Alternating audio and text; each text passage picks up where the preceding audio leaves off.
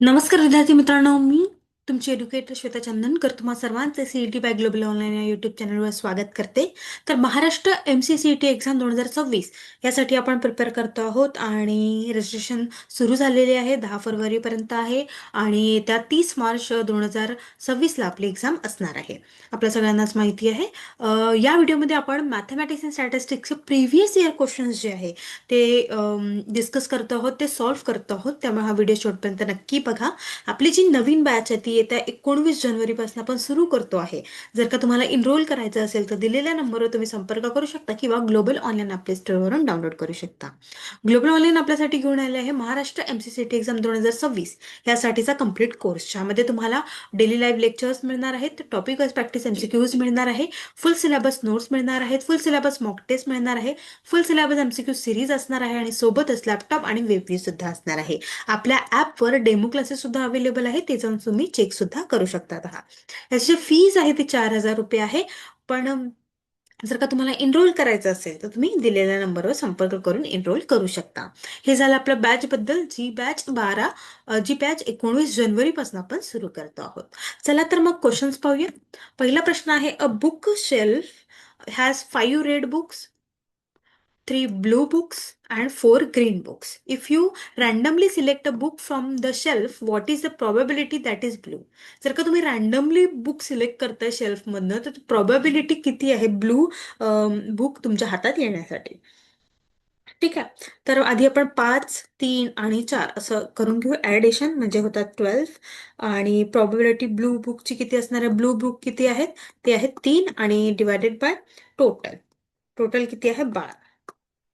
म्हणजे 3/12 ही काय आहे? प्रोबॅबिलिटी. म्हणजे 4 जे आहे ते आपली पॉसिबिलिटी असणार आहे, पण 3/12 जी आहे ती टोटल पॉसिबिलिटी आहे, प्रोबॅबिलिटी आहे ब्लू बुक्स येण्याची. ठीक आहे. त्यामुळे आपलं उत्तर काय असणार आहे? 3/12 आपलं उत्तर असणार आहे. ठीक आहे. Blue books. नंतर समोरचा प्रश्न आहे, let k be the set of all odd numbers less than 200 and m be the set of products two distinct number taken from k. Then find the total number which is divisible by 5 in a m. k आपण कोणता घेतो आहे? जे दोन के आपण कोणतं घेतोय? जे 200च्या खाली आहे. ठीक आहे. म्हणजे 135,199. ठीक आहे. ऑड नंबर्स घ्यायचे आहे. त्यानंतर a number in K divisible by 5. Divisible 5 पाहिजे ना. मग काय येणार? के 5, 5, 15, 25 आणि 195. असे किती नंबर आहे? असे 20 नंबर आहेत आपल्याकडे. तुम्ही करून बघा. त्यानंतर के आर नॉट डिव्हिजिबल बाय 5. 100 - 20 म्हणजे 80. 80 एवढे नंबर आहेत. ठीक आहे. त्यानंतर 80 आहेत तर 20 × 80 म्हणजे किती होतात? 1600. Okay. Both number from K5 the number of ways to choose distinct number. आता आपल्याला डिस्टिंक्ट नंबर पाहायचा आहे. आपल्याला formula n permutation k n minus k. ठीक आहे. हे किती आहे? 20 × 19/2 इज इक्वल टू 190. ठीक आहे. हे काय झालं? आपण डिस्टिंक्ट नंबरचं काढतो आहे. त्यानंतर आपल्याला जे आपले 1600 आहे त्यामध्ये आपल्याला 190 ऍड करायचे आहेत, म्हणजे 1790. ठीक आहे. तर इथे काय टोटल नंबर जे आहे ना डिव्हिजिबल 5 त्याचा सम 1790 आहे. तर calculation count each pair of number. तर जे डिव्हिजिबल होणार ते आपल्याला काढायचं आहे. तर डिव्हिजिबल 5 काय म्हटलेलं आहे? M which is divisible 5 in m. करून बघा मग. डिव्हिजिबल 5 म्हणजे आपलं उत्तर काय असणार आहे?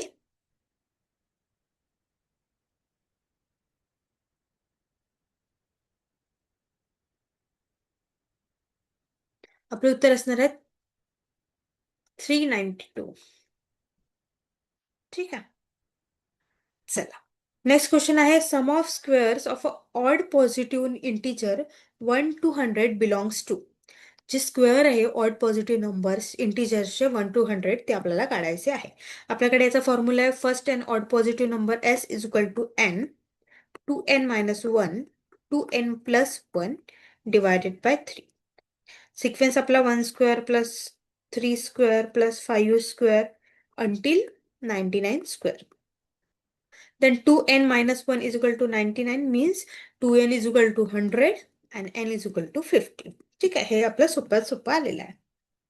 त्यानंतर आता फॉर्म्युलामध्ये पुट करा 50 into 2 into 50 minus 1 into 2 into 50 plus 1 divided by 3. मग 50 into 99 into 101 divided by 3. 50 into 33 into 101. 1650 into 101 आणि आपलं उत्तर असणार आहे 1,66,650. हे आपली रेंज आलेली आहे, याच्यामध्ये असणार आहे. तर हे कशाच्या मध्ये येतं? हे येतं कशाच्या मध्ये येतं? हे 1,50,000 ते 2,50,000च्या मध्ये येतं. म्हणजे आपली रेंज काय असणार आहे? हे असणार आहे करेक्ट रेंज. ठीक आहे, त्यामुळे आपलं उत्तर काय आहे? 1 असणार आहे. तर sum of square of odd positive integer हे या फॉर्म्युल्याने काढले जातात. ठीक आहे, कोणत्या? S is equal to n. सगळ्यांनी फॉर्म्युला लिहून घ्या. 2n plus 1 divided by 3. Okay, चला समोरचा प्रश्न आहे. The number of values of c such that straight line y is equal to 4x plus c touches 2x square plus 4y square is equal to 4 and each curve is x. Okay, ठीक है. x square plus y square divided by 4 1 is equal to 1. Identify the line and curve equation जे आपल्याला आहे ते आपल्याला करायचं आहे. आपण हे कशाबद्दल घेतलं? X square divide by a square plus y square divide by b square is equal to 1 या कंडिशन नुसार घेतलं. आणि सेकंड कंडिशन कोणती घेतोय? C square is equal to a square m square plus b square. तर slope m ची value काय? 4 आहे. ए स्क्वेअर ची व्हॅल्यू आहे 4 आणि बी स्क्वेअर ची व्हॅल्यू सुद्धा काय आहे? 1 आहे. ठीक आहे, या फॉर्म्युलाज मध्ये आपल्याला पुट करायचं आहे. C square is equal to 4 4 square plus 1. 4 into 16 plus 1 64 plus 1 म्हणजे 65 in root 65 plus minus c ची व्हॅल्यू ही असणार आहे. ठीक आहे, म्हणजे पॉसिबल व्हॅल्यू काय आहे? 2 आल्या. कोणती? Root 65 plus 1 minus root 65. म्हणजे आपल्या याची पॉसिबल व्हॅल्यूज कोणती आहे? एक्सची ती आहे 2. 2 आहे ना, 2 जे स्ट्रेट लाईन जे दिलेले आहे ते टच करणार 2 याला. ओके, त्यामुळे आपलं उत्तर काय असणार आहे? 1 म्हणजे 2 असणार. त्यानंतर आपल्याला हे दिलेलं आहे की पॉइंट्स दिलेले आहे. तर हे पॉइंट्स कोलिनियर आहे, राईट अँगल आहे की इक्विलॅटरल आहे की ऑप्टोस अँगल आहे ते आपल्याला विचारलेलं आहे.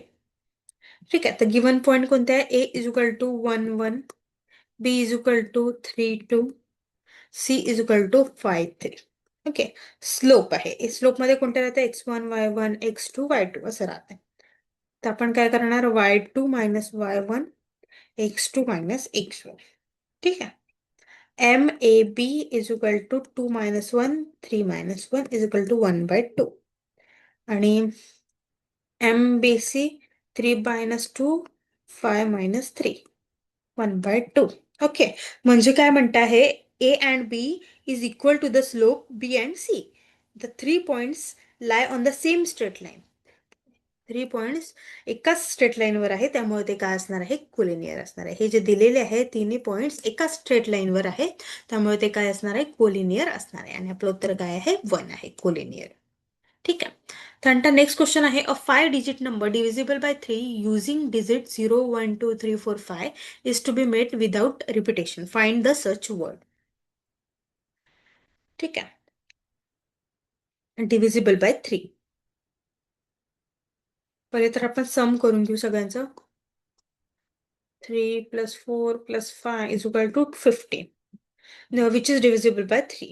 ठीक आहे, त्यानंतर 5 which is divisible 5 digit are non-zero. ठीक आहे, 5 into 4 into 3 into 2 into 1 याचं काय? तर परम्युटेशन आपण करणार 120.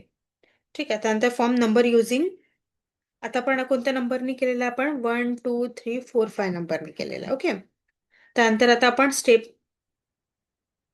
टू ते कशाने करणार 0 1 2 4 5 यांनी करणार म्हणजे 4 × 4 परम्युटेशन 4 × 4 × 3 × 2 × 1 म्हणजे 96 ठीक आहे.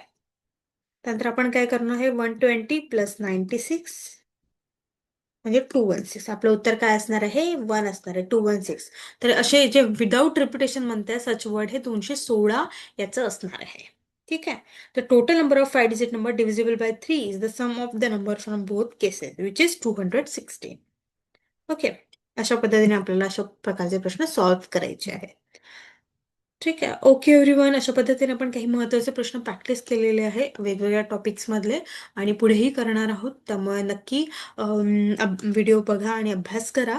येत्या 19 जानेवारीपासून आपण नवीन बॅच सुरू करतोय. जर का तुम्हाला एनरोल करायचं असेल तर दिलेल्या नंबरवर संपर्क करू शकता किंवा ग्लोबल ऑनलाईन प्ले स्टोअरवरून डाउनलोड करू शकता. खूप खूप धन्यवाद.